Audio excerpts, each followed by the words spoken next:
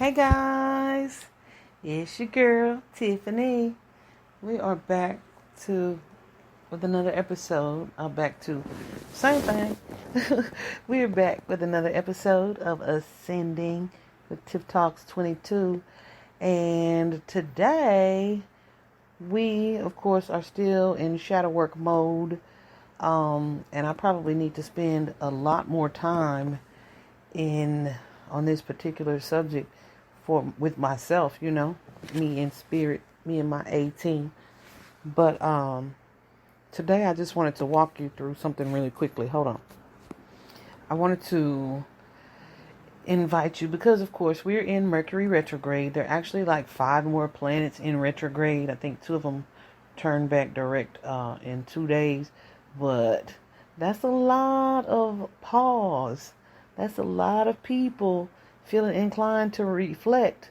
That's a lot of people feeling the pull to revisit situations that either didn't end fairly or just didn't end in the way that they wanted to.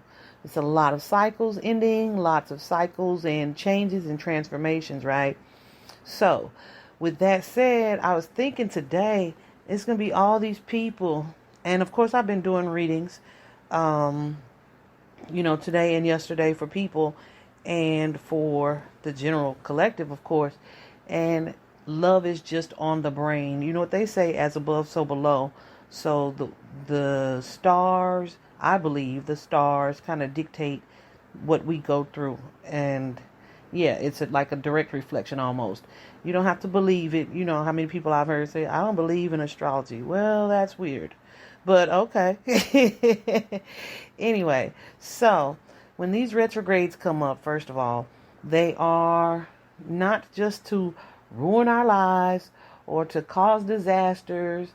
Oftentimes they are situations in different houses in your birth chart that are going to cause you to reflect upon the way you're doing something. So with Libra season and Libra being ruled by Venus, of course, then it's all about love and partnerships. And this does not have to be romantic love. This could be your friendships. Could be the way you connect to family. It's also about communication. Mercury is about communication. So with Mercury being retrograde in Libra season, it is going to be about how you connect in your relationships, period, right? So expect a lot of those, hey, big head texts, or can we talk, or I think I'm supposed to have a conversation with you and stuff like that. Just know that a lot of times it's being brought up so that you can examine it, especially if it's a connection that was toxic, right? It's like, why in the world would I want that back? So that's what Spirit wants you to ask yourself. So let's get into it. Shadow work is asking yourself the tough questions, right? Being able to sit with yourself and truly examine why you did something, why you accepted something, why you allowed something, or why is this a pattern of mine? Why does this keep happening? I don't know if I told y'all this. I know I told y'all this before, but I don't know like what video. That 3 different relationships, the men ended up getting married on me. Does that make sense? Like they married somebody else. Like while we were in, and I'll say relationships. Let me not use that term so loosely. Situationships. But this third one broke me down like in a really bad way because I was actually open to it going in the right direction, right? Because I didn't know he was with anybody. I didn't know. And then the one before that, I didn't know until I did know. But it had already been like 4 years in. Like, oh my gosh, y'all. I kid you not. So after this third one, it's like, you know what? Why does this keep happening?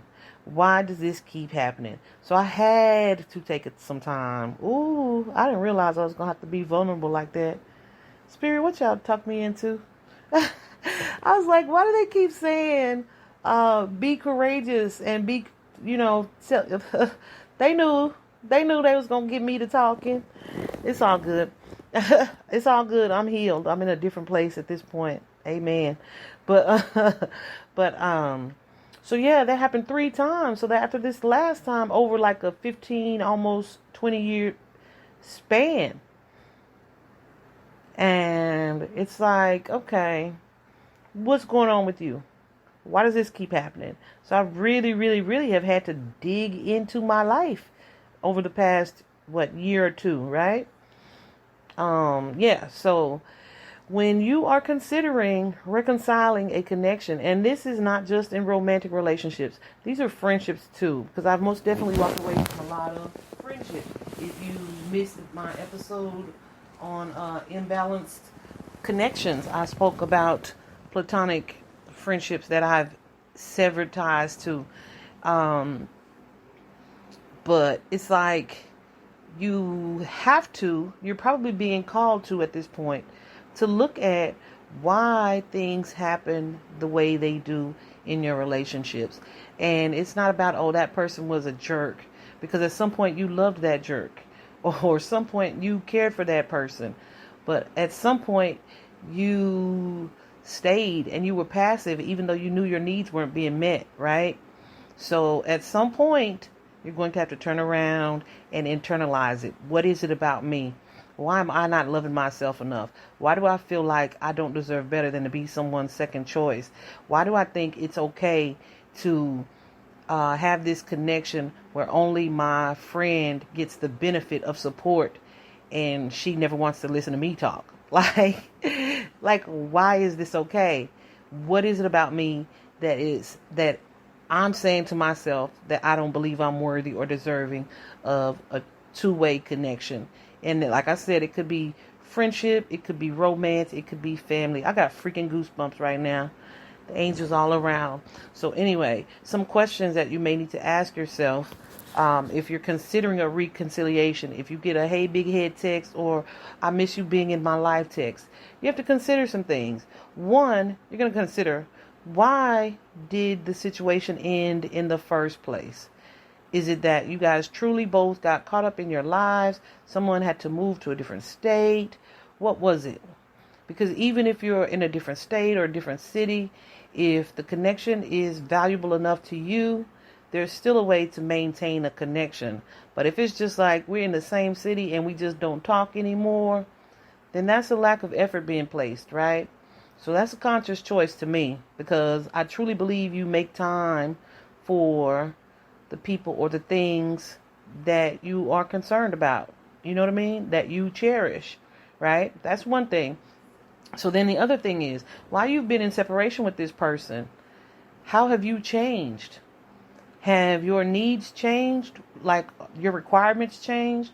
What it is that you expect or want in this relationship or this partnership, has that changed? And if so, how? Because maybe you were so passive 10 years ago. Now you're not as passive. You stand up for yourself. You speak up for yourself. So if this person is coming back in that same energy, then that connection is not going to work. Because if they've not grown and here you are loving yourself more, they don't even know the new you. Right? Ooh, goosies. For those of you who don't know, who haven't seen my tarot readings, when I get goosebumps, that's usually just my angels and guides, A-team, confirming for me that I'm on the right path, right? So anyway, the next one, of course, if you're questioning, have you changed? Of course, you're going to have to ask, has this person changed? Have they matured any? Because a lot of these guys, especially, and I won't even say guys, because women do it too. We walk away from situations and come back and make no changes but want things to be the same. You're living in the past, right? So another question is for you to ask, have they changed? Are they different? Are they better? Are they worse? Are they still the same immature, right? And we kind of touched on that with you asking yourself, right? Then the next thing is, how do you need to be loved in this connection? I'm going to pause real quick so y'all can just feel that question. How do you need to be loved? What is your love language? If you were with this person and they always had a quick tongue or a sharp tongue and they would say things that hurt your feelings, but words of affirmation is your love language, are they still that way? Or are they more considerate, right? Do they monitor the way that they speak to you? Or were you just too sensitive then? Like, what is the changing dynamic, right? So before you decide to give this person another chance or to rekindle a connection, if you know how they were then, and it's just something that you chose to overlook at that time, but your love language suggests that it is important to you and how you speak to people or how people speak to you. It's important to you, to feel respected. It's important to you to feel supported. It's important to you to have someone to do things for you and to not be the only one giving. If these things are important to you, you have to be willing to have a conversation about it before a reconciliation takes place or as a reconciliation takes place. But a lot of us don't even take the time. This is another issue with manifesting. A lot of us don't even take the time to figure out what it is that we actually want. We don't know what our love language is. It's like, but I love him and I love her. Okay, but why? Because I remember this a few years ago and my perspective has changed. You most definitely should be able to tell a person or someone else who's asking why you love someone. I love how selfless they are. I love how caring they are towards me. I love that they put me on this pedestal. I love that he treats me like a queen. Like, you need to know how you need to be loved in order to know what it is you love about this person or this connection, right?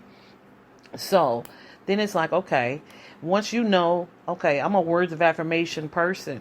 I need to know that you appreciate me based on the things that you say.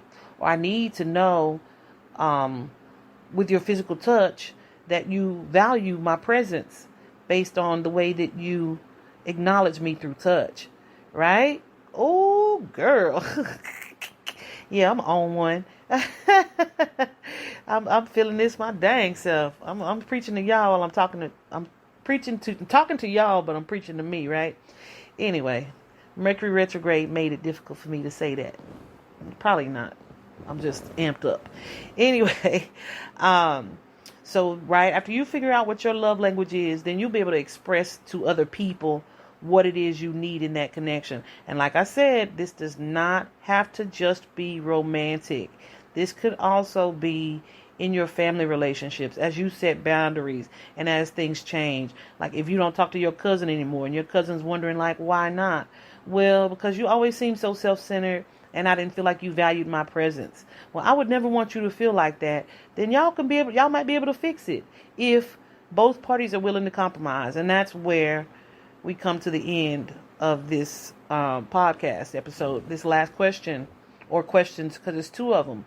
It's like, are you and them, are you guys willing to compromise to establish or reestablish this connection?